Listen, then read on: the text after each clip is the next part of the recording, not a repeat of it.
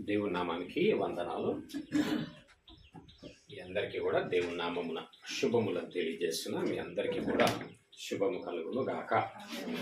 చిన్న ప్రార్థన చేసుకుంటూ వెళ్దాం. మహోన్నతుడ, మహాగణుడ, పరిశుద్ధుడ, మీ పరిశుద్ధమైన పాదములకు వందనాలు తండ్రి. మీ ఘనమైనటువంటి నామానికి స్తోత్రం చెల్లిస్తున్నాం నాయన. ఇదిగో ఈ యొక్క సమయం ముందు తండ్రి, వాక్యమైన దేవుడు మీ వాక్యంలో నడుస్తూ ఉంచుండగా, వెళ్తూ ఉంచుండగా మాకు తోడుగా ఉండి మమ్మల్ని నడిపించమని, ఈ యొక్క కొద్దిపాటి సమయంను తండ్రి, ఈ చిన్నపాటి వాక్యంను ప్రభు మేము ధ్యానిస్తుండగా రావాల్సిన ఫలముల చేత మమ్మల్ని ఆశీర్వదిస్తూ ప్రభు నాయన, మరి తండ్రి మేము వాక్య ప్రకారంగా తండ్రి విన్నటువంటి వాక్యమును తండ్రి స్వీకరించి దాని ప్రకారంగా నిలబడడానికి కూడా మీ సహాయం మాకు దయచేయమని, యేసుక్రీస్తు నామంలో వాక్యం ద్వారా సరిచేయమని, స్థిరపరిచి సిద్ధపరచమని యేసు నామంలోనే ప్రార్థించి వేడుకుంటున్నాము తండ్రి. ఆమేన్. దేవుని నామానికి స్తోత్రములు. గడిచినటువంటి సంవత్సరం అంతా అనను కానీ గడిచినటువంటి సంవత్సరాలు కదా, కేవలం ఒక సంవత్సరం నడిపించినాడు పోయిన 25లో కాదు కదా. గడిచిన సంవత్సరాలంతా, ఇంకో విధంగా చెప్పాలంటే గడిచిన కాలమంతా ఆయన మనకు తోడుగా ఉండి మమ్మల్ని నడిపిస్తున్నాడు మనల్ని కదా. ఎన్నో విషయముల నుంచి విడిపించినటువంటి వాడై ఉన్నాడు. పడిపోయినప్పుడు ఏం చేసినాడు? చాలా మార్లు పడిపోయినాం. ఎందులో పడిపోయినాం? ఏ విషయంలో పడిపోయినాం తెలుసా? ఆత్మీయ స్థితి నుంచి పడిపోయినాం. తీసుకున్నటువంటి తీర్మానాల ప్రకారంగా చెప్పాలా, ఉన్నామా? లేము. ఆత్మీయ స్థితిలో నుంచి ఎన్ని మార్లు పడిపోయినా, రైట్, ఎన్ని మార్లు దేవుని విషయంలో మాట తప్పినా, ఎన్ని మార్లు దేవుని మార్గంను విడిచిపెట్టిన, దేవుని నామానికి స్తోత్రము, విడువక ఎడబాయక ఎన్ని మార్లు పడినా పట్టి లేవనెత్తి నిలబెట్టినటువంటి వాడు నా దేవుడు. హల్లెలూయా. ఇంకోటి ఏంటంటే నిలబెడతానే ఉంటాడు. ఎందుకు అసలు నిలబెడుతున్నాడు? ఎందుకు అట్టి విధంగా మనకు సహాయం చేస్తా ఉన్నాడు అంటే, దేవుడు మనందరి నుంచి ఏం కోరుతున్నాడంటే పరిపూర్ణత, సంపూర్ణత కోరుతున్నాడు ఆయన. మరి మనమందరం ఏ విధంగా ఉన్నాం అంటే, నామమాత్రంగా మొక్కుబడుల్లాగా బాప్తిజం తీసుకోవాలి కాబట్టి తీసుకున్నాను, అమ్మయ్య అయిపోయింది. ఇంకా గుడికి వెళ్ళాలి కాబట్టి సండే వెళ్ళినా అయిపోయింది, అమ్మయ్య. కానుక వెయ్యాలి కాబట్టి, పాడాలి కాబట్టి, అంతా నామ మాత్రమే. కానీ దేవుడు ఏం కోరుకుంటున్నాడు అంటే, ప్రియమైనటువంటి వారలారా, పరిపూర్ణత కోరుకుంటున్నాడు. అసలు మనం ఏ విధంగా ఉండాలని దేవుడు ఇష్టపడతా ఉన్నాడు అనేసి అంటే, అసలు మనము బ్రతికేటటువంటి బ్రతుకులో ఉండవలసినటువంటి విధానం ఏంటనేసి అంటే, దేవునికి ఇష్టమైనటువంటి వారంగా ఉండాలి. ఎట్లుండాలి తెలుసా? నా జీవితం ఎట్లుండాలా? దేవునికి ఇష్టమైనటువంటి జీవితం ఉండాలా. దేవునికి ఇష్టమైనటువంటి బ్రతుకు మన జీవితంలో ఉండాలి. ఇట్లా బ్రతకడం వలన దేవుడికి ఇష్టంగా నేను బ్రతకాలా అని ఎప్పుడైతే మనము మన ఆత్మీయ జీవితాన్ని మనము మొదలు పెడతామో, నిలబడతామో, మనకు దేవుడికి ఒక సంబంధం ఏర్పడుతుందంట. హల్లెలూయా. మనకు దేవుడికి ఒక సంబంధం ఏర్పడుతుందంట. అంతేకాకుండా ఆ సంబంధంలో ఏమవుతుంది అంటే, నీ మనసు కాస్త దేవుని మనస్సుతో చేరుకొని ఉంటుందంట. హల్లెలూయా. ఇప్పుడు ఒకరిని ఇష్టపడ్డారనుకో, ఒకటి బాగా ఇష్టపడతా ఉన్నావు, వాళ్ళతో టైం స్పెండ్ చేయడానికి, మాట్లాడడానికి, ఉండడానికి, వారి కోసం ఏదో చెయ్యడానికి ఇష్టపడతా ఉన్నావు, నీ మనసు ఎక్కడుందన్నమాట? వారితో. అంతేందుకు వాక్యం ఏముందంటే, నీ ధనం ఎక్కడో అయిపోయింది.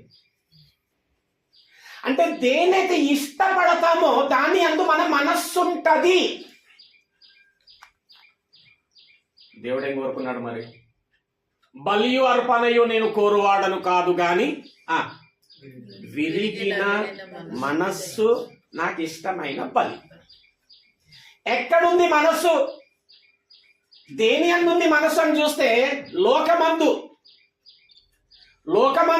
లోకాశల యందు, లోక విషయముల యందు, లోకములో ఉన్న వాటి యందు ఉంది తప్ప దేవుని యందు లేదు. అంటే అర్థం ఏంటంటే, దేవునికి ఇష్టమైన వారంగా మనం బ్రతకడం లేదు. అదే కన్ఫర్మేషన్. నా బ్రతకెట్లుంది అనేసి అంటే నీ బ్రతకెట్లుంది అంటే చాలా ఈజీగా చెప్పగలగాల. ఏమని చెప్పగలుగుతావు? లోకానికి ఇష్టమైనట్టుగా ఉంది బ్రదర్ అండి. చూద్దాం ఒకసారి యెషయా 26వ అధ్యాయం. ఈరోజు దేవుడు మాట్లాడనయ్యున్నటువంటిది ప్రతి ఒక్కరు కూడా దేవునికి ఇష్టమైన వారుగా బ్రతకాల. దేవునికి ఇష్టమైన వారుగా బ్రతకడం వలన జరిగేది ఏంటి అంటే దేవుడితో ఒక సంబంధం అనేటటువంటిది ఏర్పడుతుంది మనిషికి. ఈ సంబంధంలో ఏం జరుగుతుంది అనేసంటే తన మనస్సు దేవుడితో ఉంటది. దేవుని ఇష్టపడ్డప్పుడు మనసు ఎక్కడ ఉంటుంది? మనసు కూడా దేవుడితోనే ఉంటుంది. నువ్వు దేన్ని ఇష్టపడితే నీ మనసు దానితోనే ఉంటుంది. కానీ ఇక్కడ ఏం చెప్తా ఉంది ఈరోజు వాక్యము? దేవుని ఇష్టపడాల. దేవుని ఇష్టపడితే దేవుని యందు మనసు ఉంటుంది. 3వ వచనం చదవమ్మా. 3వ వచనం 26వ అధ్యాయం 26వ అధ్యాయము 3వ వచనం. ఎవని మనస్సు ఎవని మనసు ఆనుకొని ఉంటుందమ్మా? దేవుణ్ణి చెప్పాలి. ఇష్టముగా బ్రతికేటటువంటి వారు, దేవుని ఇష్టమును నెరవేర్చేటటువంటి వారుగా ఎవరైతే బ్రతుకుతారో, దేవుడికి ఇష్టముగా ఎవరైతే బ్రతుకుతారో, అంటే ఇష్టం అంటే ఏంటి? ఏది చేసినా నా దేవుడు ఇష్టపడాలా. నేను చేసేది దేవుడికి ఇష్టమైందేనా? నేను తీసుకునే నిర్ణయం దేవుడికి ఇష్టమైందేనా? నేను ఉండే విధానము, నా స్వభావము, నా నడక, నా పడక, నా ఆలోచన దేవుడికి ఇష్టమైనదేనా అని ప్రతి విషయములో ఏం ఆలోచించాలంటే ఏమన్నారంటే విశ్వాసక ఆలోచన, ఇది దేవునికి ఇష్టమా? ఇది దేవుడికి ఇష్టమా? అది దేవుడికి ఇష్టమా? ఇది నేను చెయ్యాలనుకుంటున్నా, దేవుడికి ఇష్టమా? ఈ విధంగా నేను ఆలోచిస్తున్నా, ఇది దేవుడికి ఇష్టమా? ఈ ఆలోచన లేదు గనుకనే ఏమైపోతున్నారంట? దేవునికి అందరూ కూడా దూరం అయిపోతా ఉన్నారు. కానీ ఇక్కడ వాక్యం సెలవిస్తుంది, ఎవని మనస్సు అయితే ఎవని మనస్సు నీ మీద ఆనుకొనును వారిని నువ్వు పూర్ణ శాంతి గలవానిగా కాపాడుదు. ఎవని మనస్సు అయితే ప్రభువా నీకు ఆనుకొని ఉంటదో వానిని నువ్వేం చేస్తావు అనేసి అంటే దేవుడు ఏం చేస్తాడంట? వాళ్ళను పూర్ణ శాంతి గలవానిగా చేస్తాడంట.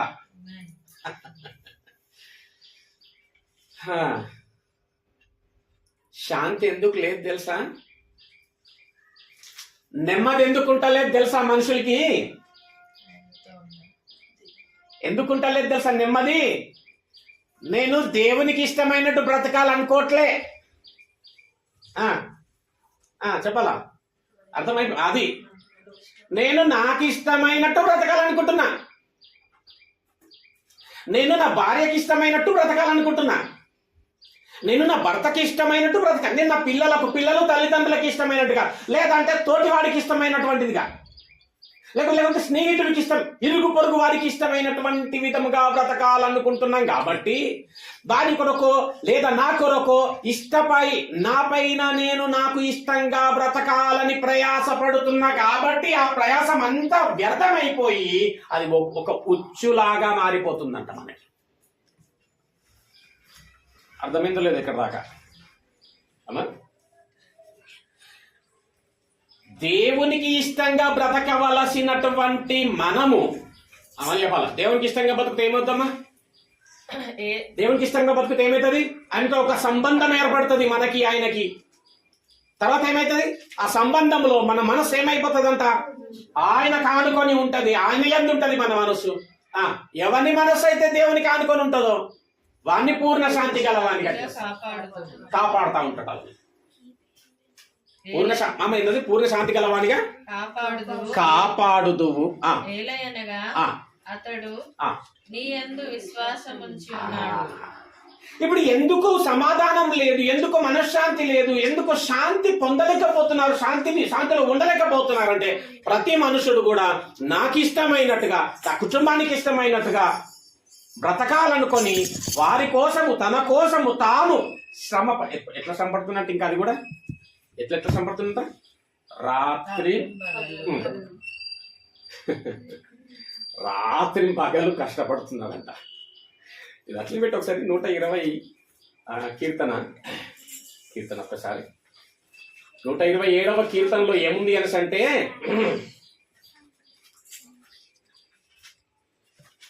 చదవమ్మ మొదటి వచనం.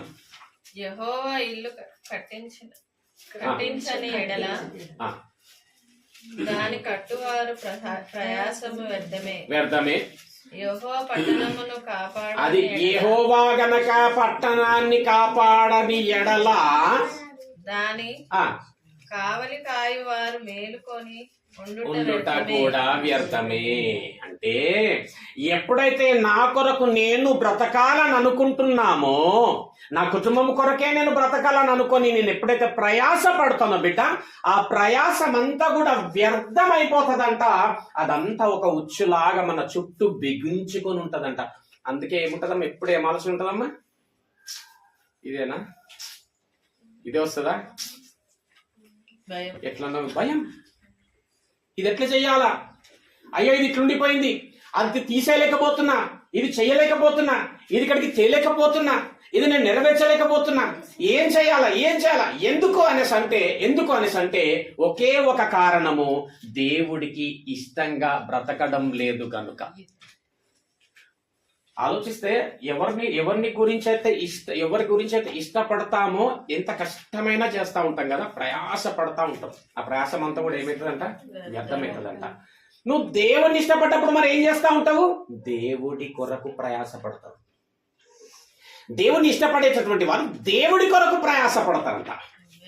హల్లెలూయా. ఆ ప్రయాసం ఏంటంటే ప్రభువు నందు పడు ప్రయాసము చెప్పాలమ్మా వ్యర్థము కాదు. అట్లాగా ఒకరి ఇష్టము కొరకు ఒకరు బ్రతకాలనుకుంటున్నారు గాని దేవుని ఇష్టం ఏంటి అసలు? ఏ విధంగా నేను దేవుడికి ఇష్టంగా బ్రతకాలా? దేవుని కొరకు ఏ విధంగా నేను ప్రయాసపడాలా? దేవుడు అసలు నా విషయంలో కోరుకుంటున్నది ఏంటి? ఏం చేసినాడు తెలుసా అమ్మా? ఎందుకు దేవుణ్ణి ఇష్టపడాలో తెలుసా? ఎందుకు దేవుడి కోసం నువ్వు ప్రయాసపడాలో, ఎందుకు దేవుడి కొరకు నువ్వు బ్రతకాలో తెలుసా? ఆయన ఏం మాట సెలవిచ్చింది తెలుసా? నీ తల్లైనా అక్కడ ఒక మాట చూపిస్తాను. చాలా మంది సమర్థించుకుంటారు, కొంతమంది. చూద్దాం. యెషయా 49వ అధ్యాయం 15వ వచనం.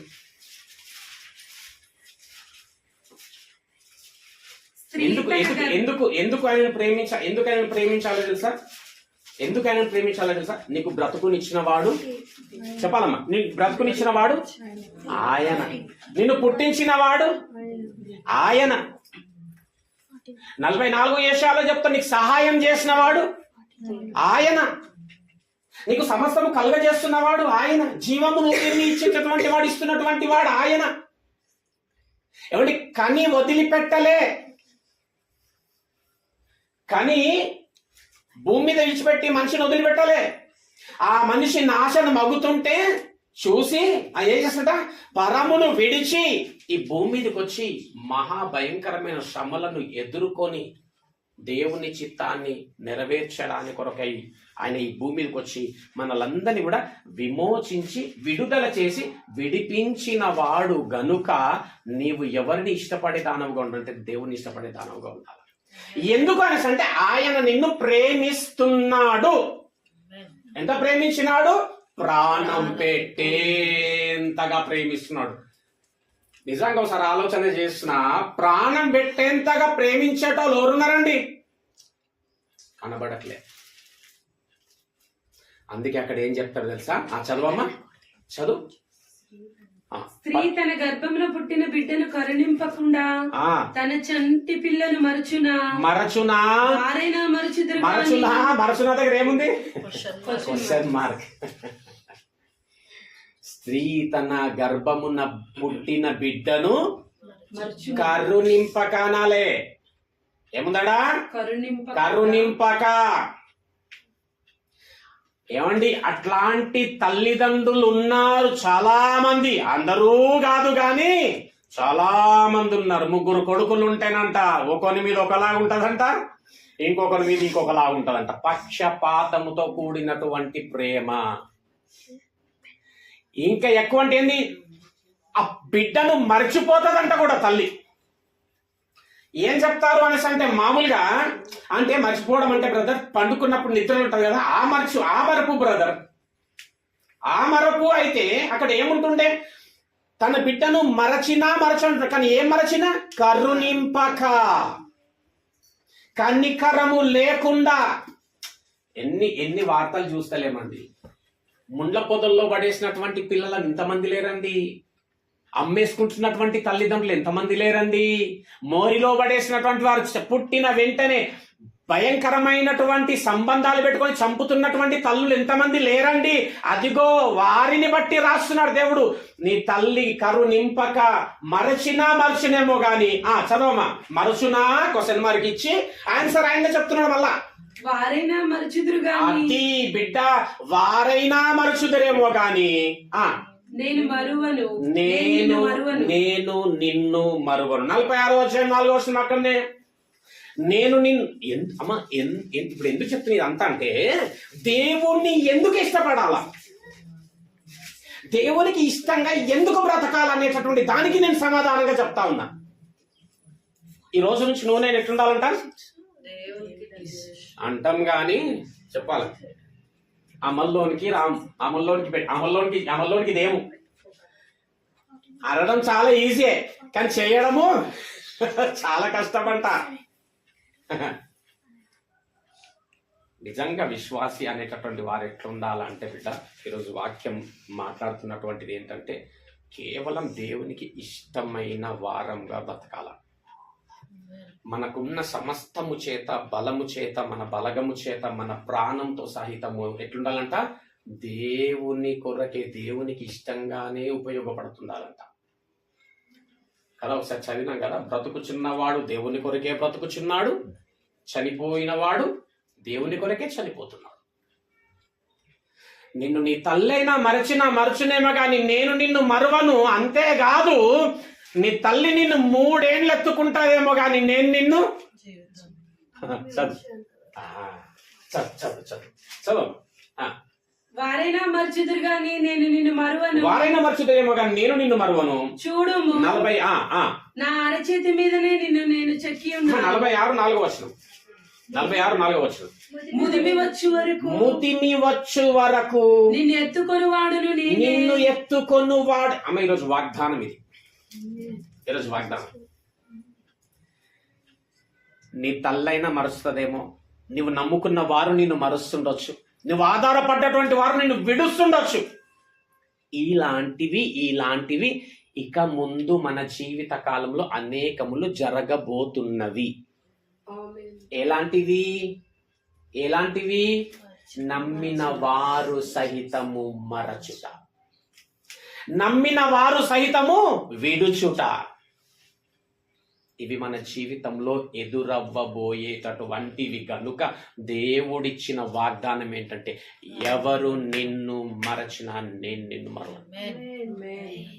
కానీ కండిషన్ అప్లై, నువ్వు నన్ను ఇష్టపడు, నువ్వు నాకు ఇష్టమైనట్టుగా బతుకు బిడ్డ. నిన్ను ఎవ్వరు మరచినా, నీ తల్లి సహితం ప్రధానమైనటువంటిదే కదా, నీ తల్లి సైతం ఎవ్వరు మరచినా కానీ నేను నిన్ను మరవను, నేను నిన్ను విడువను. అంతేకాదు, నేను నిన్ను ముద్దిమి వచ్చే వరకు ఏం చేస్తా, నేను నిన్ను ఎత్తుకొని వాడను నేనే. తల వెంట్రుకలు నెరియు వరకును నిన్ను ఎత్తుకునేటటువంటి వాడను నేనే. ఈ వాగ్దానం దేవుడు మన జీవితంలో జరిగించనై ఉన్నాడు. ఏ స్థితిగతి ఉన్నా భయపడకు, ఏ స్థితిగతి ఉన్నా మరీ ప్రాముఖ్యంగా బాధపడకు. ఎందుకంటే దేవుడు ఏది చేసినా గాని, యోబు 34:10 ఒకసారి, యోబు 34:10 దేవుడు జ్ఞాపకం చేస్తా ఉంటున్నాడు వచనాన్ని. యోబు 34:10. విజ్ఞానము గల మనుషులారా, ఓ విజ్ఞానము గల మనుషులారా, నా మాట ఆలకించుడి. నా మాట వినండి. ఒక మాట చెప్తా నేను మీకు. దేవుడు అన్యాయం చేయుట అసంభవం. అది అసంభవం అంటే ఏందమ్మా? అసాధ్యం. అంటే దేవుడు అన్యాయము చెయ్యడు. ఏం చెప్తున్నాడు తెలుసా? నిన్ను ఎవరు మరచినా, ఎవరు విడిచినా నేను నిన్ను మరవను. నిన్ను ముద్దిమి వచ్చేంత వరకు నేను ఎత్తుకుంటా బిడ్డ. నీ జీవితంలో ఏది జరిగినా కానీ నువ్వు భయపడకు, బాధపడకు. ఎందుకంటే నేను నీకు అన్యాయం చేయువాడని కాదు. హల్లెలూయా. నీకు న్యాయం చేయువాడను. ఎందుకు నెమ్మది మన జీవితాల్లో కోల్పోయినాం తెలుసా? ఎందుకు మనకు మనశ్శాంతి లేదు తెలుసా? ఒక్కటే కారణం, నీవు నీకు ఇష్టమైనట్టుగా బ్రతుకుతున్నావు. నేను నాకు ఇష్టమైనట్టుగా బ్రతుకుతున్నా, నా కుటుంబానికి ఇష్టమైనట్టుగా బ్రతుకుతున్నా, నా కుటుంబం కొరకు నేను ప్రయాసపడుతున్నా, నా కొరకు నేను ప్రయాసపడుతున్నా. కాబట్టి ఆ ప్రయాసం అంతా కూడా నన్ను ఆవరించి నా చుట్టూ ఏమైపోయిందంట, అది ఒక ఉచ్చులాగా బిగించుకపోయి ఏమైతుందంట, అంటే నిద్ర పడతలేదంట, తింటే పెరిగి పడతలేదంట, నెమ్మది లేదు. ఎందుకు నెమ్మది లేదు? ఉండవలసినటువంటి దేవుడితో ఉండవలసినటువంటి మనసు దేవుడితో లేదు గనుక ఆయన శాంతిని నాకు ఇయ్యలేకపోతున్నాను, నేను పొందుకోలేకపోతున్నా. హల్లెలూయా. ఈ శాంతి, ఈ సమాధానం నా జీవితంలో కలగాలని అంటే దేవునికి ఇష్టలుగా బ్రతకాల. మత్తయి సువార్త 7వ అధ్యాయం. మత్తయి సువార్త 7వ అధ్యాయం కదా. ఇది నేను చెప్పడం కాదు, దేవుడి 2000 సంవత్సరముల క్రితం ఈ భూమి మీదకి వచ్చి నన్ను విమోచించి తను బ్రతికినంత కాలము తండ్రికి ఒక ఇష్టం ఉన్నదని చెప్తా ఉంటూ, ఆ ఇష్టాన్ని కనుక మనం నెరవేరిస్తే నిత్య జీవం అనబడే పరలోక రాజ్యము దేవుడు మనకు అనుగ్రహిస్తాడు అనేటటువంటి దేవుడు 2000 సంవత్సరాల క్రితమే ఈ లోకం మీదకి వచ్చి చెప్పినాడు. పరలోకమును స్వతంత్రించుకోవాలా అనేసి అంటే కేవలం దేవునికి ఇష్టలుగా బ్రతికిన వారికి మాత్రమే పరలోక రాజ్య ప్రవేశం ఉంటది. హల్లెలూయా. ఏంటో మరి దేవుడికి ఇష్టం, ఏమి కావచ్చు దేవుడికి ఇష్టం? చాలా మంది ఎట్లా ఉంటారు చూద్దాం ఒకసారి. 7వ అధ్యాయం అమ్మ 21వ వచనం. 7:21. ప్రభువా ప్రభువా ప్రభువా ప్రభువా అంటమా అమ్మ? ప్రభువా ప్రభువాను అని నన్ను పిలుచు ప్రతివాడును పరలోక రాజ్యంలో ప్రవేశింపడు గాని. చూసినవా? నేను చెప్పడం కాదు. ప్రభు అన్నంత మాత్రాన పరలోక రాజ్యంకు పోము అంటే ఎప్పుడు ప్రభు అంటారు తెలుసా? అవసరం వచ్చినప్పుడు, అక్కర కలిగినప్పుడు మాత్రమే ప్రభు. ఆరోగ్యం బాగాలేదనుకో ప్రభు. ఒక ఆపద వచ్చిందనుకో ప్రభు. తీరిందనుకో ప్రభు. లేదేం లేదు. మళ్ళా నా ఇష్ట ప్రకారంగా నా కుటుంబానికి ఇష్టమైనటువంటి విధంగానే నేను బ్రతుకుతున్నాను, కానీ దేవుడికి ఇష్టమైనటువంటి బ్రతకడం లేదు. ఇక్కడ దేవుడు చెప్తున్నాడు, ప్రభువాను ప్రతి వాడు పరలోక రాజ్యమును ప్రవేశించడు. ఎవరు ప్రవేశిస్తారు మరి? పరలోకమందున్న నా తండ్రి చిత్తం. ఇప్పుడు అమ్మ ఆకలి అవుతుంది,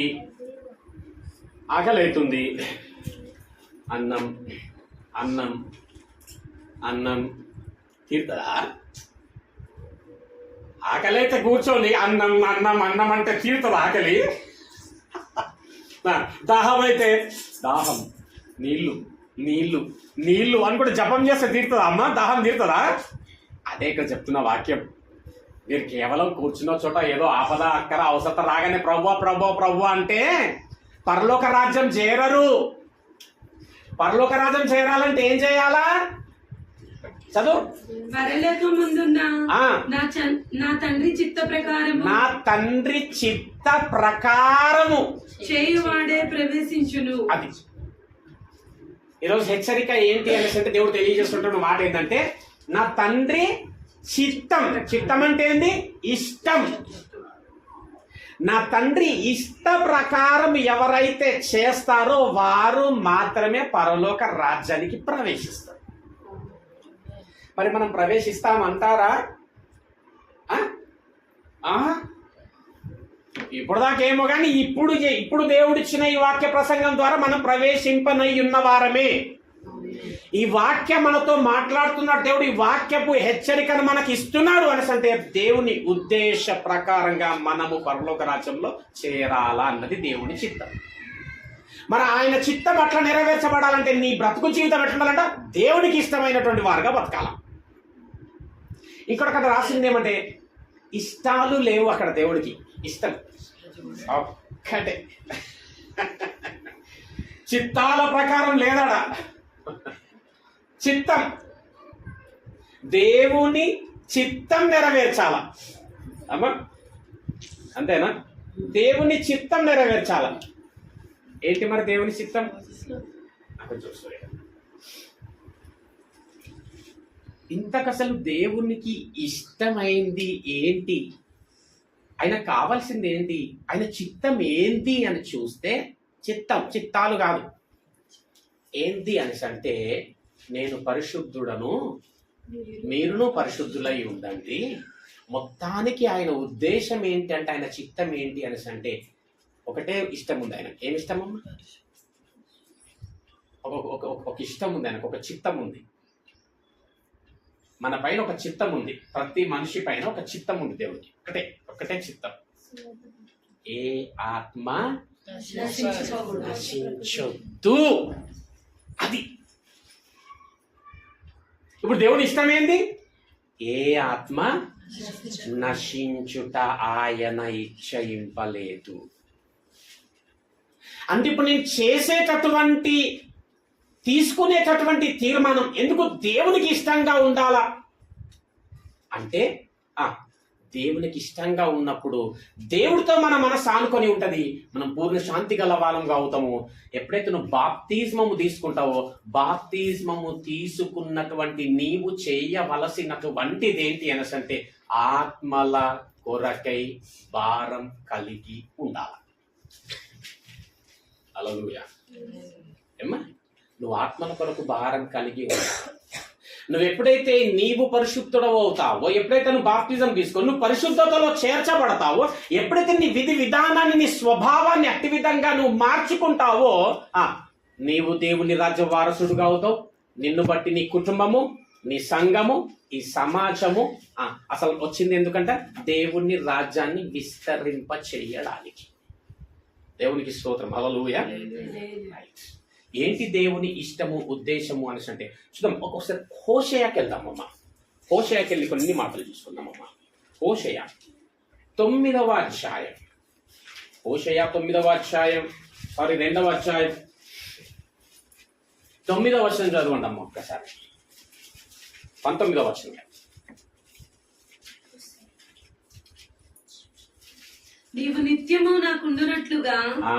ఇది దేవుడి యెహోవా దేవునికి ఇశ్రాయేలీలకి ఒక ఆత్మీయమైనటువంటి పోలిక. ఇది దేవుడు భర్తగా, ఇశ్రాయేల్ జనాంగము దేవునికి భార్యగా ఒక ఆత్మీయ పోలికతో మాట్లాడుతున్నాడు.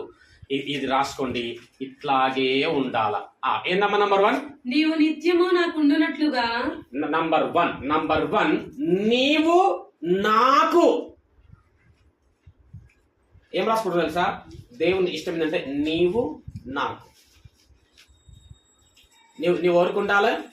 నీవు నాకై ఉండాలి, నా కొరకై. హల్లెలూయా. అందుకే నేను తప్ప వేరొక దేవుడు నీకు ఉండకూడదు. నీవు నాకు ఎప్పుడు ఉండాలంటే 2వ పాయింట్, నిత్యము. నిత్యము నీ బ్రతుకు కాలమంతా కూడా నువ్వు దేవుడితో ఉండాలా. నీవు నాతో నిత్యము ఉండాలా. నాకుండునట్లుగా నీవు నిత్యము నంబర్ 1. 2వది నాకు ఉండాలా. అంటే నీవు మొదట ఇవ్వవలసినటువంటి స్థానం నాకై ఉండాలా. నన్ను ప్రేమించేటటువంటి వాడవుగా ఉండాలా. నీవు నాకు ఉండాలా. నేను నీతి. నంబర్ 3 నీతి ఉండాలా. ఏముండాలంటమ్మా? నంబర్ 3 నీతి. మన మధ్య నీతి ఉండాల. నీతిగా ఉంటే వచ్చే ఫలం ఏందో ఒకసారి చూద్దాం. యెషయా గ్రంథము అదట్లే పెట్టమ్మా. యెషయా గ్రంథం 32వ అధ్యాయము 1వది, నీవు నిత్యము నాకుండాలా. ఏమండి? నీవు నాకుండాలా, అది నిత్యము ఉండాలా. 3వది నీతిగా ఉండాలా. నీతి ఏం చేస్తుందో చూద్దాం. 32వ అధ్యాయం 17వ వచనం యెషయా. నీతి సమాధానము కలుగజేయును. అది ఏమి ఇస్తుందంటమ్మా? నీతి సమాధానాన్ని ఇస్తుందంట. నీతిగా ఉంటే నీతి సమాధానాన్ని కలగజేస్తుంది. నీతి వలన నిత్యము నిర్మలముగా నిబ్బరము కలుగును. అప్పుడు నా జనులు విశ్రామ స్థలమునందును ఆశ్రయ స్థలమందును సుఖకరమైన నివాసమునందును నివసించెదరు. సుఖకరమైనటువంటి నివాసమునందు నివసించెదరు. సామెతల్లో కూడా ఏం చెప్తాడంటే, సామెతలు 3వ అధ్యాయం 3వ అధ్యాయం 1వ వచనం. సామెతలు 3వ అధ్యాయం 1వ వచనం. సామెతలు 3 1వ వచనం.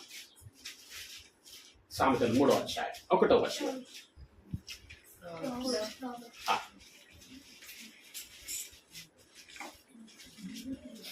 తొందరగా ఓకే చదవండి.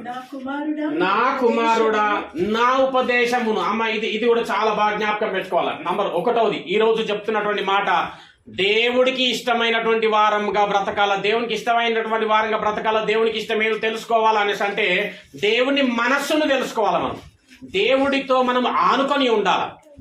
రైట్, దేవునికి ఇష్టంగా బ్రతకాల. అట్టి విధంగా బ్రతుకుతున్నటువంటి వారి జీవితంలో రెండో పాయింట్ ఏంటంటే, నిన్ను ఎవరు మరిచినా ఎవరు విడిచినా నేను నిన్ను విడవను, ముద్దిమి వచ్చేంత వరకు నేను నిన్ను ఎత్తుకుంటా.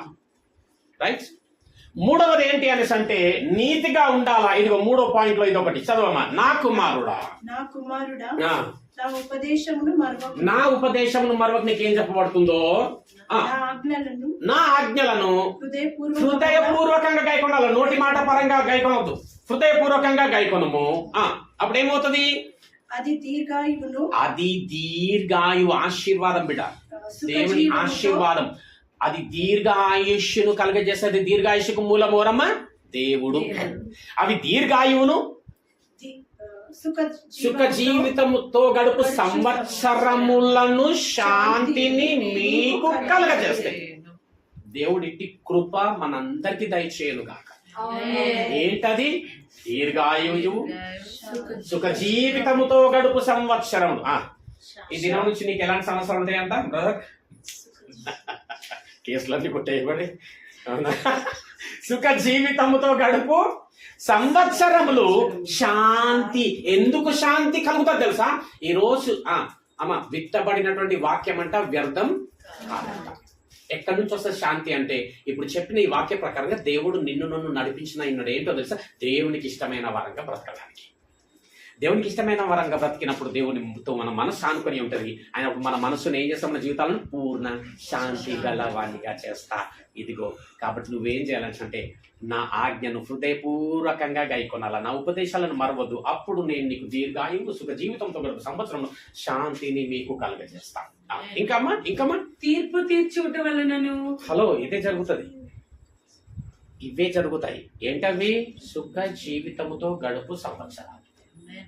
ఎప్పుడు నీకు ఇష్టమైనట్టుగా కాదు, ఇరుగు పొరుగులకు ఇష్టమైనట్టుగా కాదు, దేవునికి ఇష్టమైనట్టుగా బ్రతికినప్పుడు మనసు ఆయనతో ఉంటుంది. అప్పుడు నీకు శాంతి అనుగ్రహింపబడుతుంది.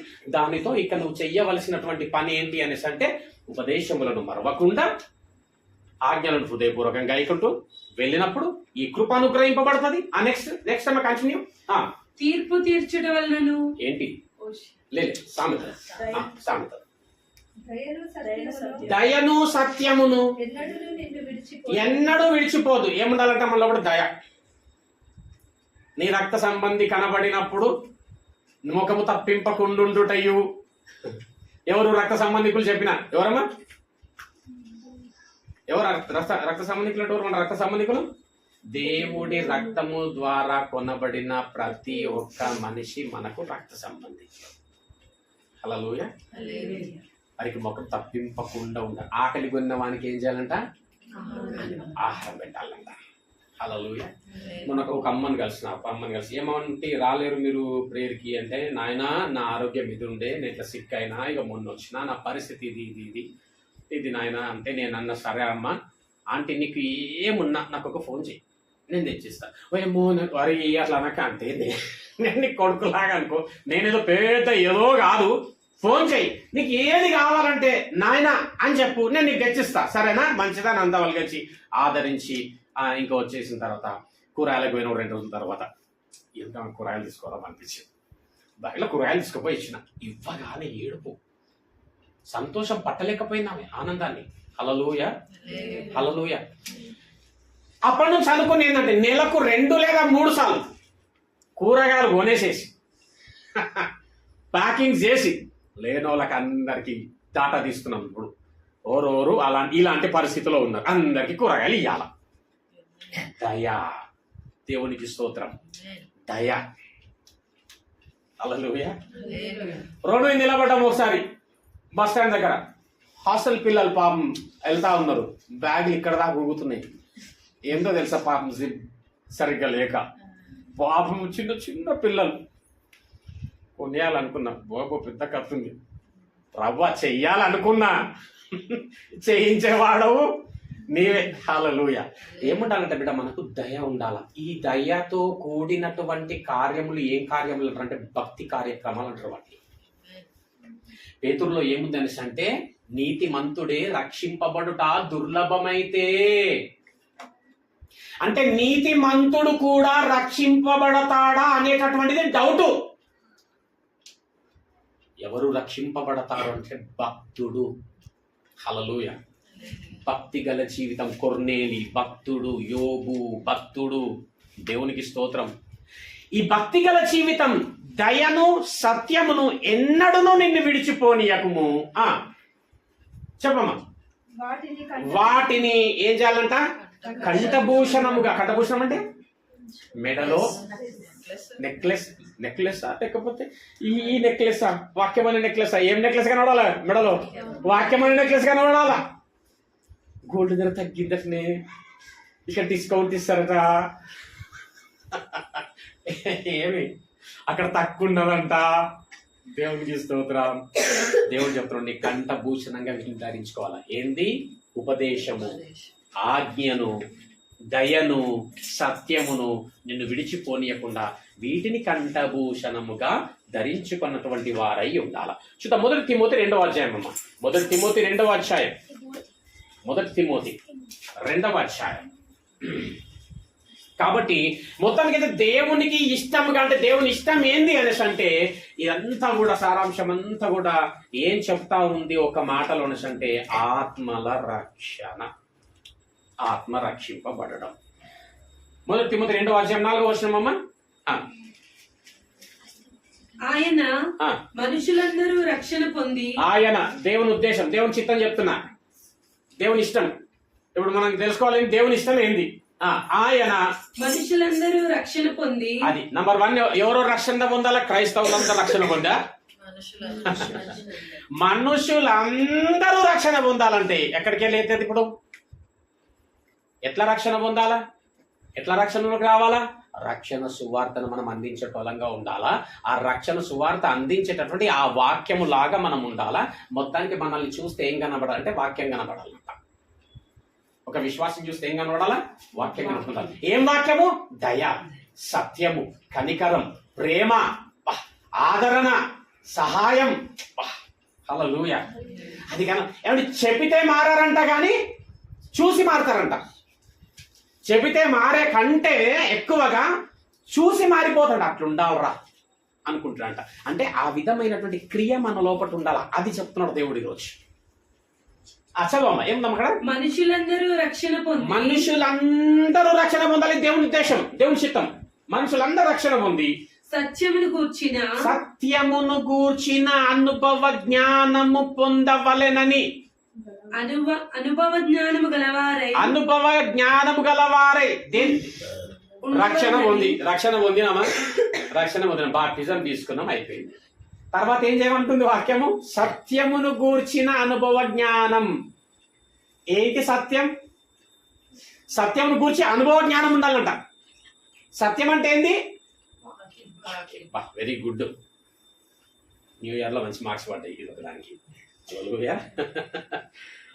సత్యమును గూర్చిన అనుభవ జ్ఞానము గలవారై ఉండవలెనని ఇష్టపడుతున్నాడు. వాక్యమును గూర్చిన అనుభవం ఉందా? సత్యం అంటే ఏందమ్మా? యోహాను సువార్త 17:17 చూడమ్మా. సత్యం అంటే ఏందో కూడా చూద్దాం, క్లారిటీగా చూద్దాం, ఇంకొంచెం క్లారిటీగా. కాబట్టి బిడ్డ, ఈ రోజు నుంచి నీకు వాక్యము అనుభవం కావాలా? రైట్? వాక్యము ఏం చెబుతుంది, ఎక్కడ ఏమి వ్రాయబడి ఉంది, ఆ వాక్యం యొక్క ఉద్దేశం ఏంది, ఆ వాక్యం యొక్క సారాంశం ఏంది, మొత్తానికి నా దేవుడి యొక్క ఉద్దేశం ఏందో, దేవుని మనసు ఏది అనేసి అంటే వాక్యం అండి. వాక్యమే దేవుడి మనసు. కాబట్టే ఈ వాక్యములో అనుభవ జ్ఞానం ఉండాలా. దేవుడి మనసు ఏది తెలుసా? ఇదే బైబుల్. ఇది దేవుని మనసు. హల్లెలూయ. దీనికి మనం ఏమై ఉండాలా? ఆనుకొని ఉండాలా. ఈ వాక్యమును గురించి అనుభవ జ్ఞానం ఉండాలా మనకి. 17 చదవమ్మా. సత్యమందు సత్యమందు వారిని ప్రతిష్ఠ చేయుము. వారిని ప్రతిష్ఠ చెయ్యు. సత్యమందు వారిని. ఈరోజు మీరు సత్యమందు ప్రతిష్ఠ చెయ్యబడాలా. నీ వాక్యమే సత్యము. అది ఉందా నీ వాక్యమే సత్యము. మరి తిమోతిలో ఏమంటున్నాడు? సత్యమును గూర్చిన అనుభవ జ్ఞానము గలవారై. వాక్యం అనేటటువంటి మన జీవితంలో లేకపోతే మనం బ్రతికి ఉండి కూడా చచ్చిన వాళ్ళతో సమానం. ఎందుకంటే వాక్యం జీవం కాబట్టి. ఖచ్చితంగా ప్రతి ఒక్కరిని ఇప్పుడు మనుషులందరినీ ఎందుకు చేసినాడమ్మా? ఒక ఉద్దేశం, ఒక పని నిమిత్తం. ఏం పనో తెలుసా? దేవుని రాజ్యాన్ని విస్తరింపజేయాలి. ఆ దేవుని రాజ్యాన్ని విస్తరింప చేసేటటువంటి పనిలో పాలి భాగస్థులముగా ఉండాలి. దేవునికి ఇష్టమైనటువంటి బ్రతుకుతూ ఉండాలి. రక్షణ పొందాలి. ఆ రక్షణలో ఏం చేయాలి? సత్యమును కూర్చున్న అనుభవం ఉండాలి. మీకు సంగతి చూపిస్తూ చూడండి ఒకసారి. సామెతలు 16వ అధ్యాయం. నిన్ను నన్ను ఎందుకు చేసినాడంటే చెప్పం, ఎందుకు చేసినామా? దేవుని పని చెయ్యడానికి. ప్రశ్నించుకుందాం అందరం, మనము ఎవరి పనిని చేస్తున్నాం? ఎవరి పని చేయడానికి ప్రయాసపడుతున్నాం కదా? ఎవరి పని చేయడానికి ప్రయాసపడుతున్నాం, కష్టపడుతున్నాం. ఎవరికి వాళ్ళు ఆలోచన చేసుకుంటే ఏం జరుగుతుందంట? నా కొరకే నేను కష్టపడుతున్నా. కానీ ఈరోజు వాక్య ప్రకారంగా దేవుడి కొరకు ఎప్పుడైతే కష్టపడతావో, ఇష్టపడ్డ వాళ్ళు ఏం చేస్తారంట? కష్టపడతారంట వాళ్ళ కోసం. ఇష్టపడ్డ కోసం ఎంత కష్టమైనా ఆ కష్టం, ఆ ప్రయాసం వ్యర్థం కాదు. దేవుడి కొరకు పడినటువంటి ప్రయాసం. ఇప్పుడు ఇక్కడ మనందరికీ తెలుసు, ఏం తెలుసు? ప్రతి ఒక్కరు కూడా తెలుసు, ప్రతి ఒక్కరిని దేవుడు తన పని చెయ్యడానికి పుట్టించినాడు కదా. ఇప్పుడు ఒకటి చూడండి, 4వ వచనం, 16:4 సామెతలు. ప్రతి వస్తువు ప్రతి వస్తువును దాని పని నిమిత్తము కలుగజేసిండు. అది దాని పని చెయ్యడానికి కలుగజేసిండు. ఇప్పుడు నువ్వు కూడా ఎందుకు కలుగజేసిండు? దేవుని పని చెయ్యడానికి. మాట్లాడాలంటే చాలా ఉంటుందండి. 148వ కీర్తన 2వ వచనం ఒకసారి చూడండి. బిడ్డ, నిన్నే కాదు, సృష్టిలో ఉన్న ప్రతి దాన్ని కూడా దేవుని పని చెయ్యడానికే చేసినాడు. అర్థమైందా కాలేదా? నిన్ను నన్నే కాదు, సృష్టిలో ఉన్న ప్రతి దానిని కూడా దేవుని పని చెయ్యడానికే చేసినాడు. ఇంకో విషయం తెలుసా? అన్ని దేవుని పని చేస్తున్నాయి కానీ మనిషి మాత్రం దేవుని పని చేస్తలే. వినబడదా అమ్మ అందరికి? ప్రతి వస్తువును దేవుని కొరకు, దేవుని పని చేయడానికి చేస్తే అన్ని దేవుని పని చేస్తున్నాయి. అన్ని. మనిషి ఒక్కడే దేవుని పని చేస్తాడు. అన్ని దేవుని ఇష్టాన్ని నెరవేరుస్తున్నాయి, మనిషి ఒక్కడే దేవుని ఇష్టాన్ని నెరవేరుస్తాడు. బ్రదర్, ఈమె దేవుని ఇష్ట ప్రకారమే ఉంటది అనేటోళ్ళు మీకు ఎంతమంది కనబడుతున్నారు చూడండి. చూద్దాం. 2వ వచనం చదవమా. 148వ కీర్తన 2వ వచనం. ఆయన దూతలారా మీరందరూ ఆయనను స్తుతించుడి. అది దూతలు కూడా ఎందుకు చేసిందమ్మా? దేవుణ్ణి స్తుతించడానికి. స్తుతి అంటే దేవుని ఇష్టం నెరవేర్చుట, దేవుని పని చేయుట, దేవుని ఇష్టాన్ని నెరవేర్చుట, దేవునికి ఇచ్చే స్తుతి, దేవుని సంతోషపరచుట. ఆయన సైన్యములారా మీరందరూ ఆయనను స్తుతించుడి. సైన్యములు కూడా ఆయనను స్తుతించడానికి. అమ్మ సూర్య చంద్రులారా ఆయనను స్తుతించుడి. ఇప్పుడు వాటిని కూడా ఎందుకు చేసింది దేవుడు? ఆయన పని చెయ్యడానికి. రైట్. సూర్య చంద్రులారా ఆయనను స్తుతించుడి. అది నక్షత్రములు కూడా వచ్చింది. నక్షత్రములారా ఆయనను స్తుతించండి. స్తుతి అంటే ఏం తెలుసమ్మా? దేవుని ఇష్టాన్ని నెరవేర్చడము స్తుతి. స్తోత్రం స్తోత్రం స్తోత్రం. ఏమి కుసోది ఒక దగ్గర గంట సేపు హల్లెలూయా హల్లెలూయా, స్తోత్రం స్తోత్రం, మహాగణుడ మహోన్నతుడు, హల్లెలూయా హల్లెలూయా హల్లెలూయా. బ్రదర్ రోజు ప్రార్థన చేసుకుంటా బ్రదర్, ఎందుకు బ్రదర్ ఇట్లా స్తోత్రం స్తోత్రం స్తోత్రం స్తోత్రం, ప్రభ ప్రభ ప్రభ ప్రభ ప్రభ ప్రభ. అదే ప్రభ ప్రభాను పిలుచు ప్రతివాడు పరలోక రాజ్యం చేరడు. స్తుతి అంటే దేవుని ఇష్టాన్ని నెరవేర్చడం స్తుతి.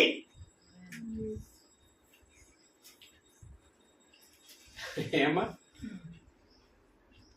భూమి అంటే ఏం చేస్తుంటదంట? తిరుగుతానే ఉంటుందంట తన చుట్టూ తాను. ఇప్పుడు ఆగిందా భూమి? ఆగితే కథమే తెలుసా. భూమి సెకండ్ ఆగిందనుకో అయిపోయింది. ఏమో తిరుగుతానే ఉంటది. అది ఏంటో తెలుసా, దేవుడిచ్చిన ఆజ్ఞానుసారమైన జీవితమే స్తుతి దేవుడికి ఇష్టం. అర్థమైందా? సూర్యుని ఆపేసింది అనుకో 3 రోజులు కథమే అయిపోయింది. చదవమా, ఇంకేముందమ్మా చదవమా. పరమాకాశములారా, పైననున్న జనములారా ఆయనను స్తుతించుడి. చూడు, ఆయన స్తుతించండి అంటే అన్నిటిని ఎందుకు చేసిందమ్మా? ఆయన కార్యము చేయడానికి, ఆయన ఇష్టమును నెరవేర్చడానికి. యెహోవా ఆజ్ఞ ఇయ్యగా, అండర్లైన్, యెహోవా ఆజ్ఞ ఇవ్వగా అవి పుట్టెను. అవి యెహోవా నామమును స్తుతించును గాక. ఆయన వాటిని నిత్య స్థాయులుగా స్థిరపరిచి ఉన్నాడు. ఆయన వాటికి కట్టడ నియమించెను. వాటికి ఏం నియమించినట్టేనా?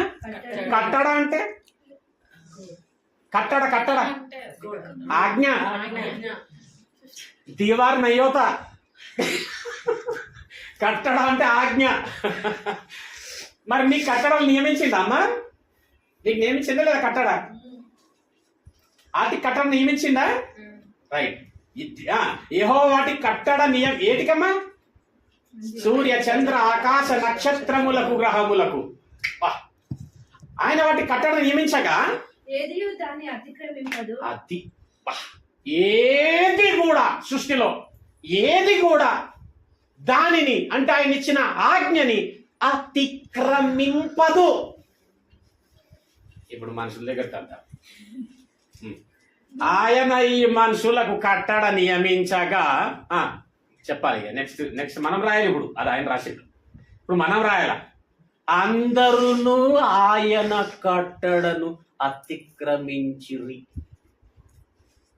కరెక్ట్, అది అంతే.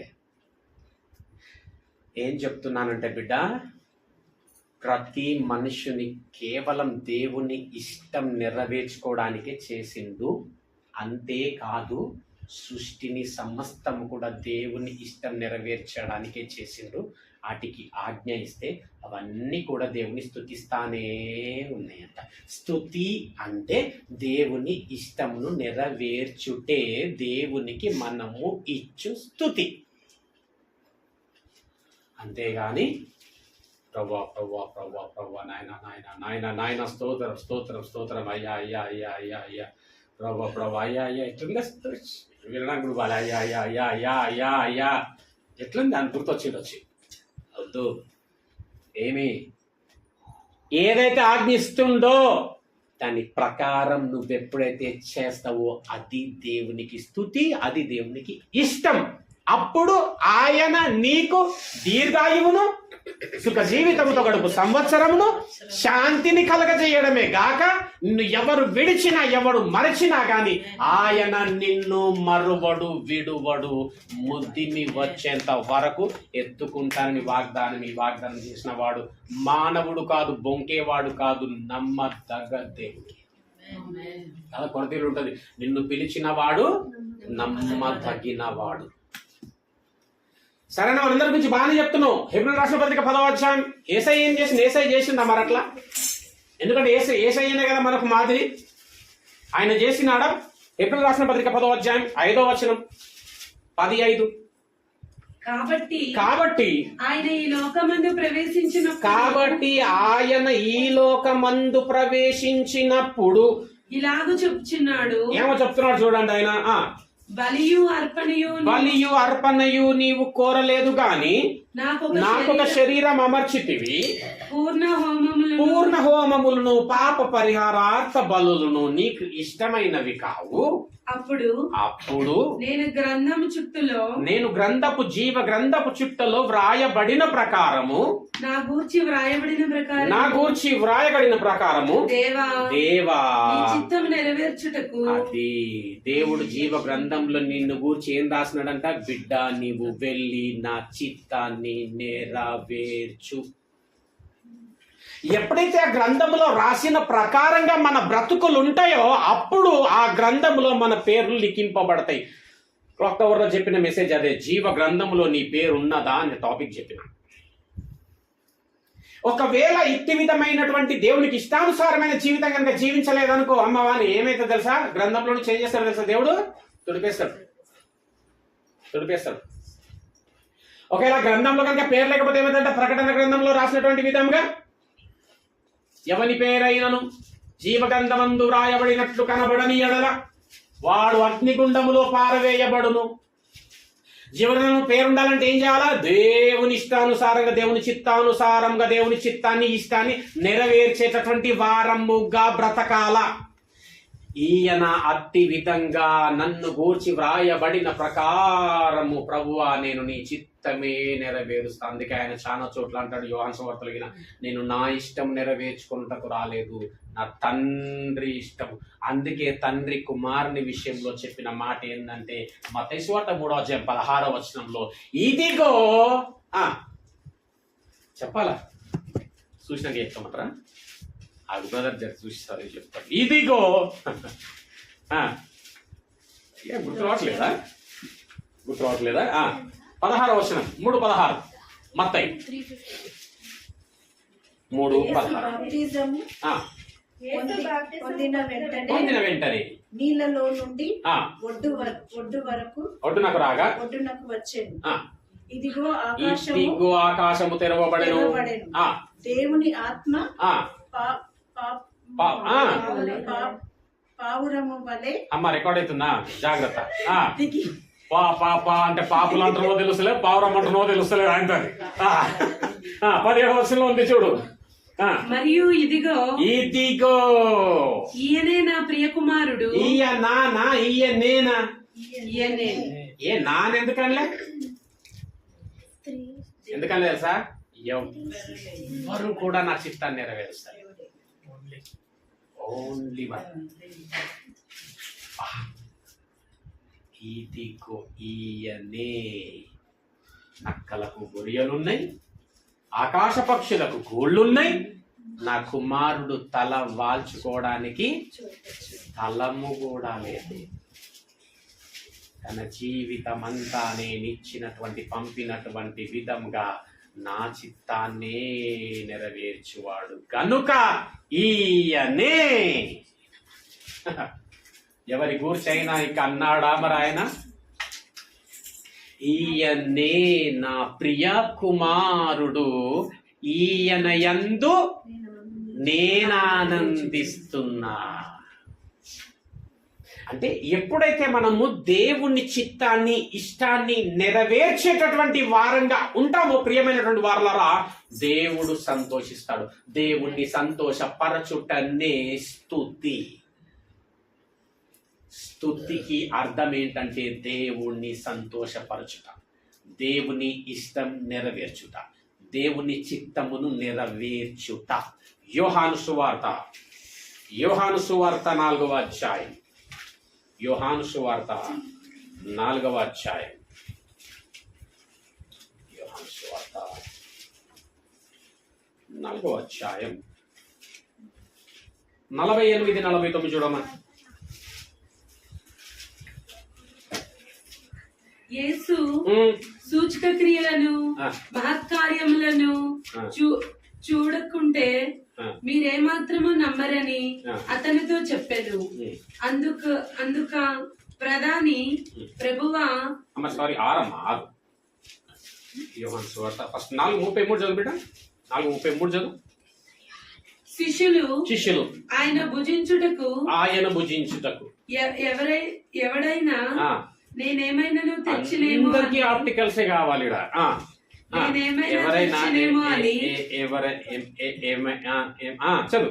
తెచ్చినేమో అని ఒకరితో ఒకడు చెప్పుకొనిరి.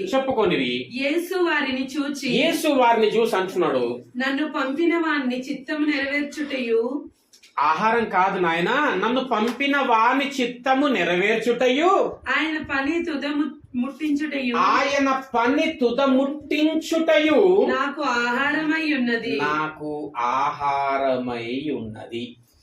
దేవుని నామానికి స్తోత్రములు. హల్లెలూయా, హల్లెలూయా.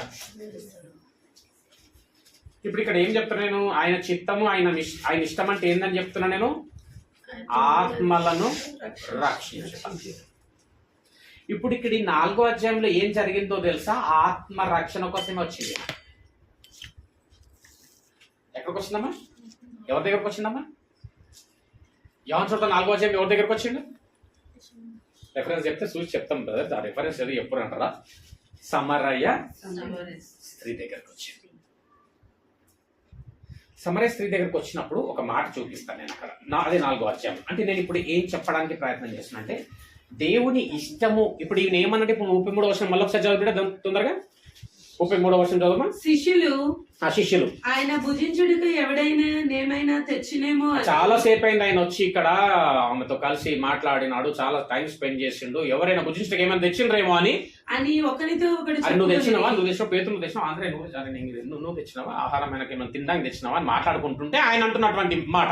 యేసు వారిని చూసి పంపిన వాని చిత్తం మీరేం తొందర పడకండి తిండి విషయంలో, నన్ను పంపిన వాని చిత్తమును నెరవేర్చుటయు ఆయన పని తుదముట్టించుట. రైట్, ఆయన పని తుదం కంప్లీట్ చేయాలి. ఏంది ఆయన పని? ఇప్పుడు చూపిస్తా.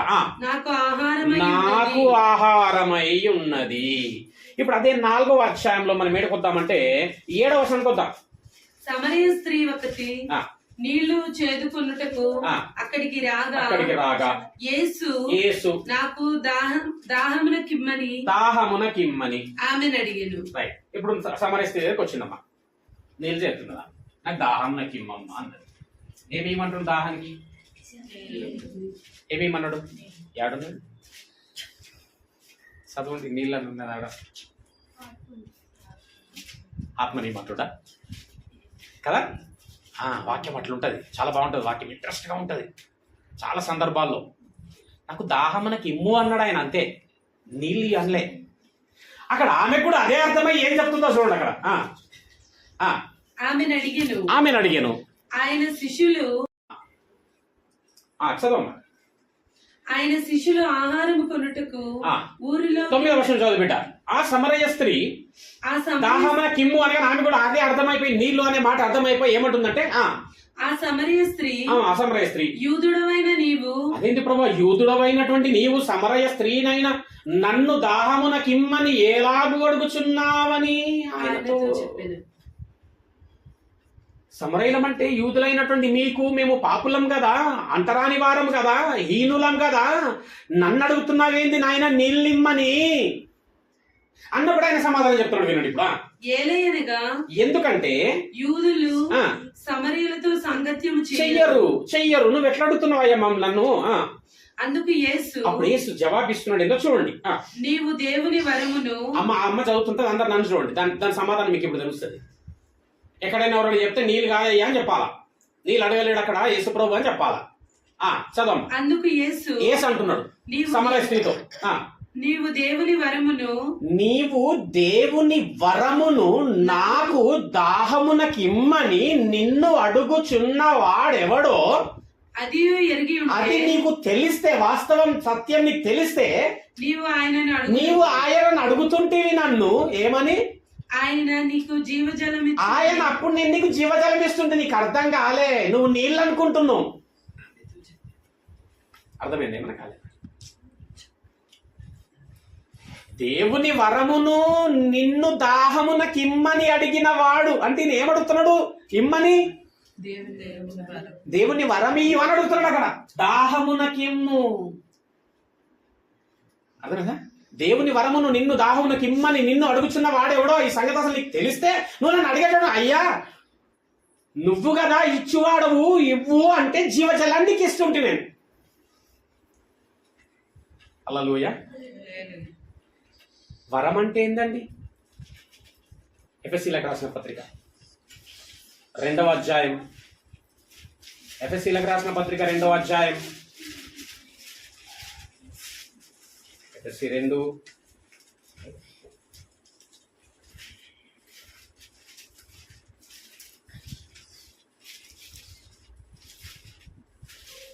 8వ వచనం అమ్మ. మీరు విశ్వాసము ద్వారా కృపచేత చేతనే రక్షింపబడి ఉన్నారు. రైట్. ఈ రక్షణ మనం ఏం ప్రయాసపడ్డం లేదు, పెద్ద కష్టపడ్డం లేదు, ఉద్ధరించింది ఏం లేదు అక్కడ. దేవుని మళ్ళా చదవమా, మీరు విశ్వాసము ద్వారా విశ్వాసం నమ్మినవు చూడు, ప్రభువా నువ్వు నా దేవుడి, నాకు చనిపోయిండు నా దేవుడు యేసు ప్రభు, నమ్మినవు చూడు, విశ్వాసము ద్వారా కృప చేతనే అప్పుడు ఆయన కృప నీ పైన వచ్చింది. ఆ కృప చేతనే రక్షింపబడ్డారు మీరు. ఇది మీ వలన కలిగినది అది ఇది మీ వలన కలిగింది కాదు. ఏంది? దేవుని వరమే. రక్షణ.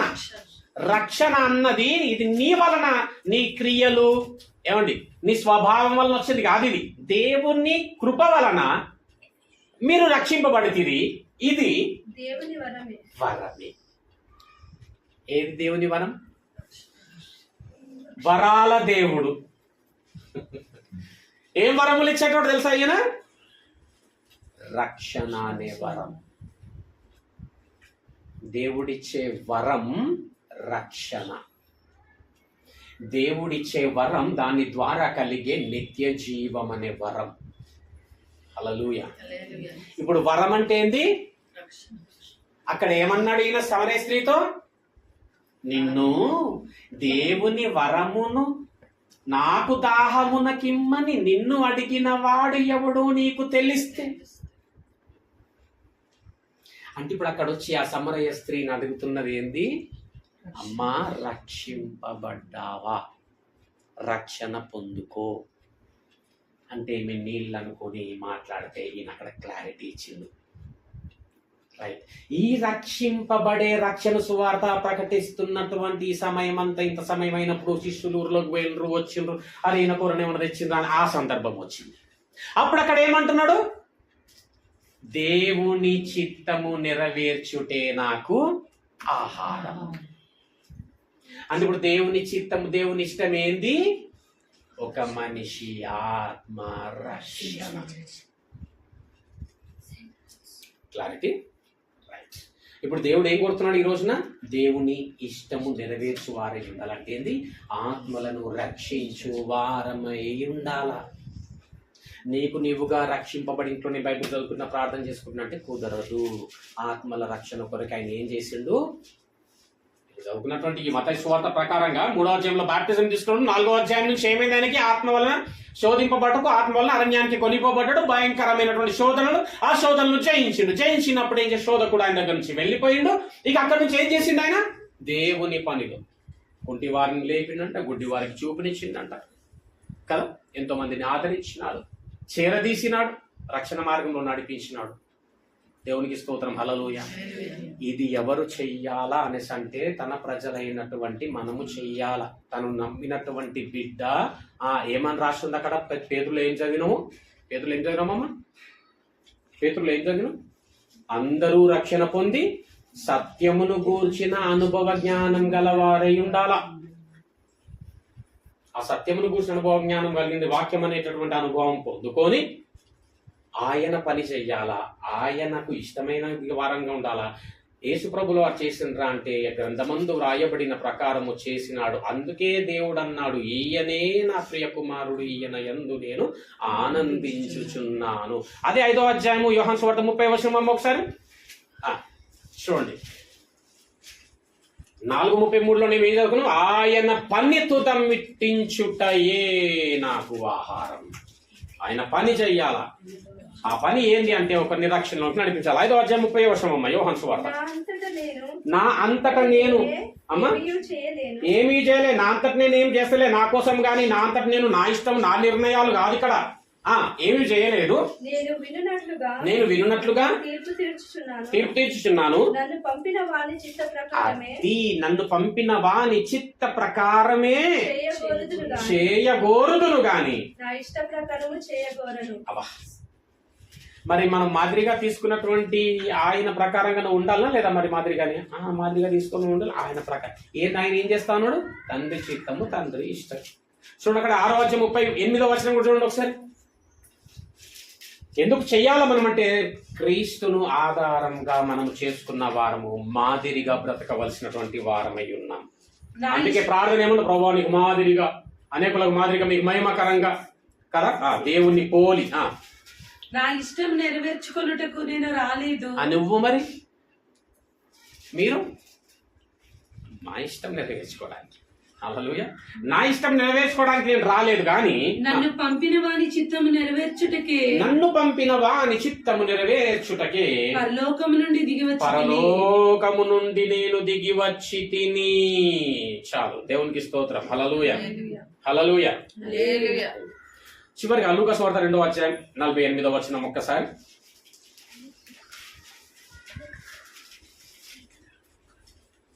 లూకా సువార్త 2వ అధ్యాయం 48, 49వ వచనం.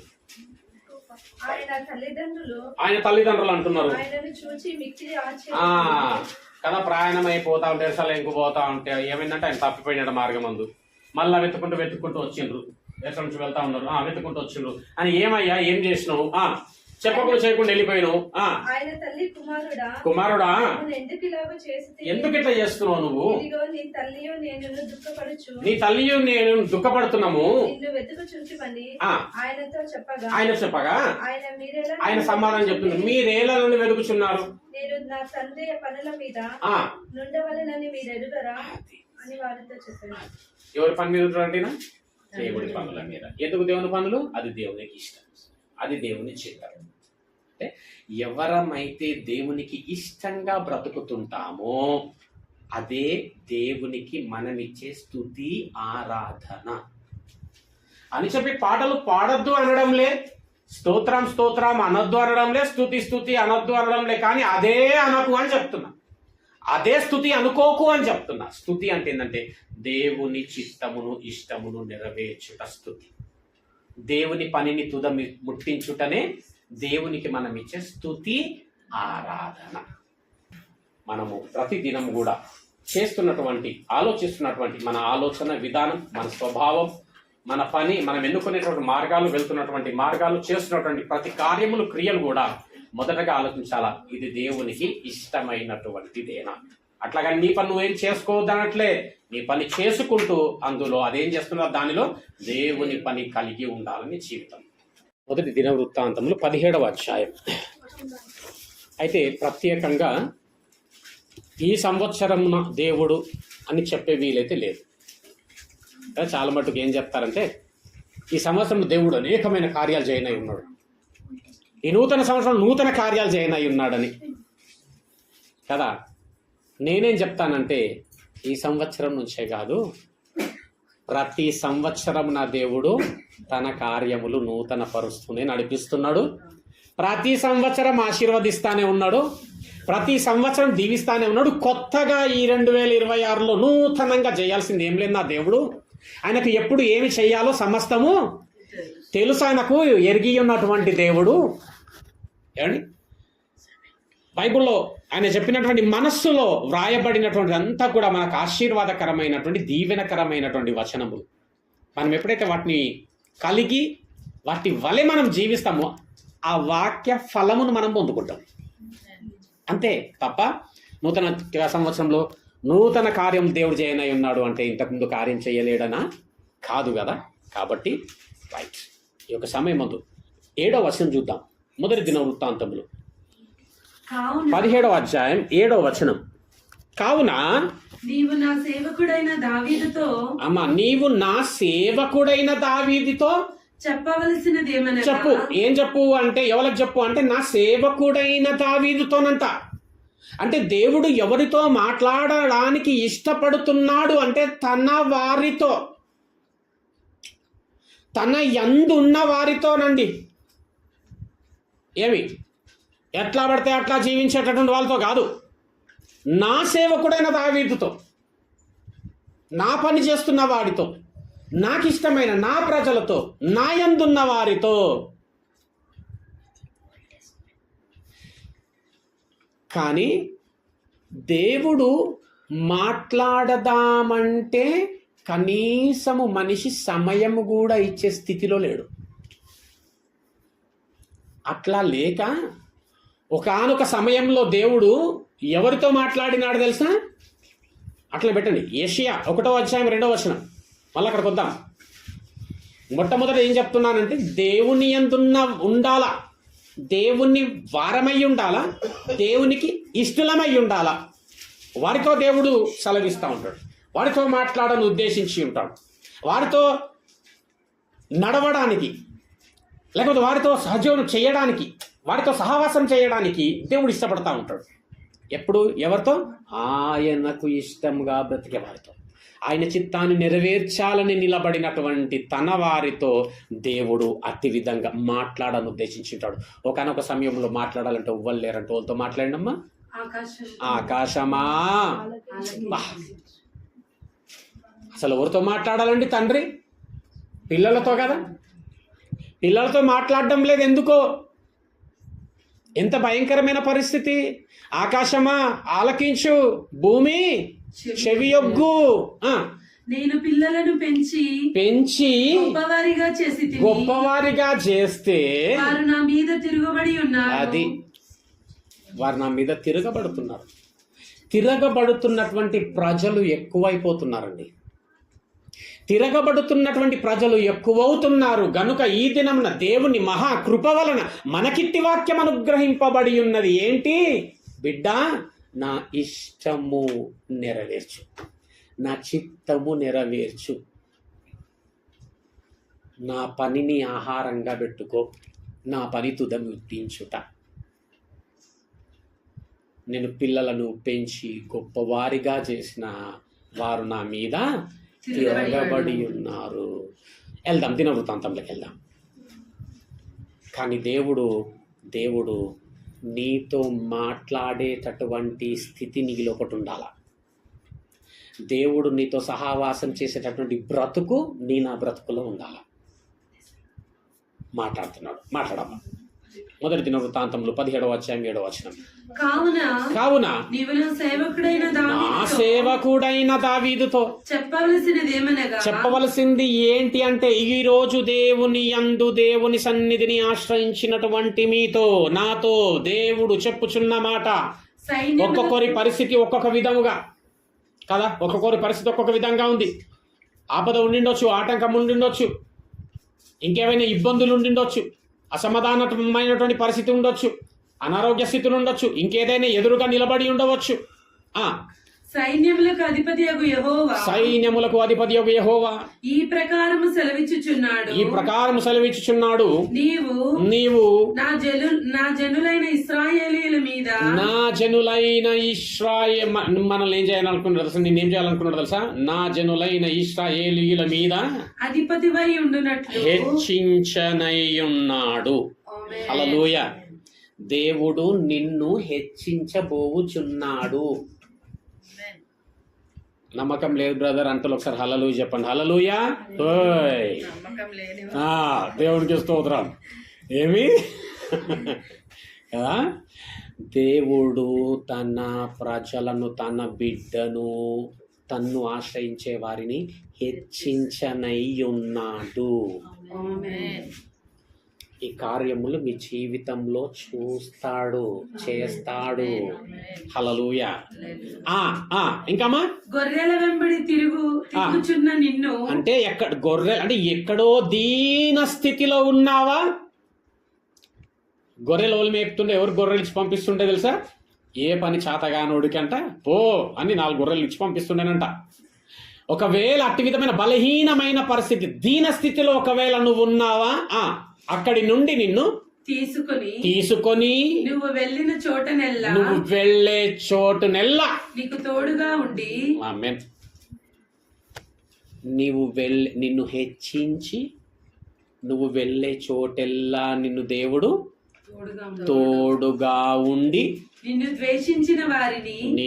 ద్వేషించిన వారిని, దూషించిన వారిని, వెలివేస్తున్న వారిని, అవమానపరుస్తున్న వారిని, నిందలు వేస్తున్నారా, అవమానపరుస్తున్నారా, ఆయాస పెట్టుచున్నారా, వారిని నీ ముందర నిలవనీయక నిర్మూలం చేసి, హల్లెలూయా, నీ ముందర నిలవనీయక నిర్మూలం చేస్తా. దేవునికి స్తోత్రం. అర్థమవుతుందమ్మా? ఎప్పుడు నీవు దేవునికి ఇష్టురాలుగా బ్రతుకుచున్నప్పుడు, నువ్వు దేవుని చిత్తాన్ని నెరవేరుస్తానని నిర్ణయము తీసుకొని ఆ తీర్మానంలో నువ్వు నిలబడ్డప్పుడు ఈ క్రియ దేవుడు మొదలు పెట్టని అన్నాడు. హల్లెలూయా. ఏం సార్? దేవుడు హెచ్చించి నీకు తోడుగా ఉండి నిన్ను నిందలు వేస్తున్న, అవమానపరుస్తున్న, వెలివేస్తున్న, నీచంగా చూస్తున్న, అబద్ధ సాక్ష్యములు పలుకుతున్న, చెడ్డ మాటలు పలుకుతున్న వారిని నీ ఎదుట నిర్మూలం.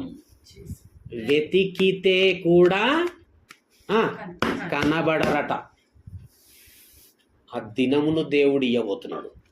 హల్లెలూయా. నిర్మూలన చేసి